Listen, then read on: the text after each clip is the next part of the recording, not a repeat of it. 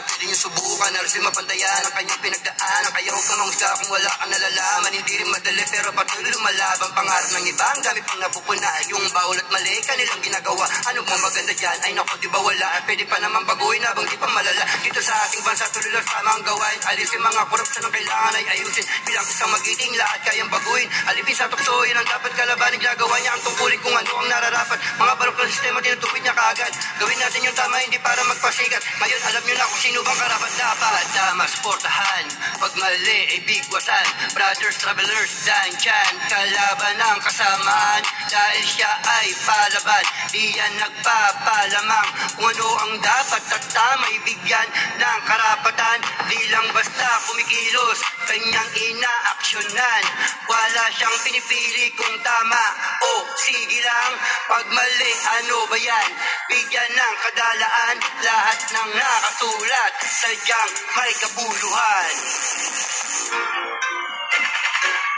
It's over for you. This is the police.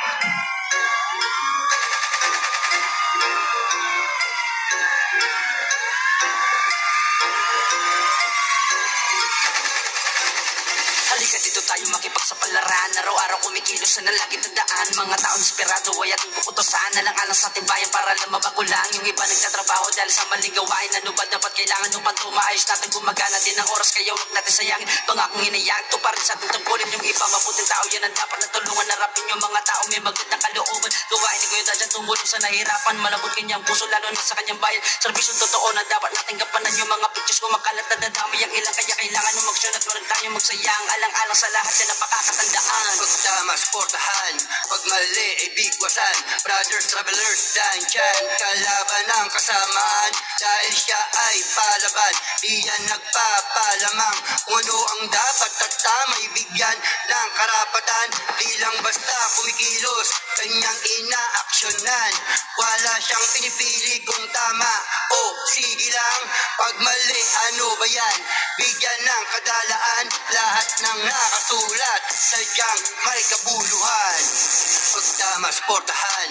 Pag mali, ay bigwasan. Brothers, travelers, dan dyan. Kalaban ang kasamaan.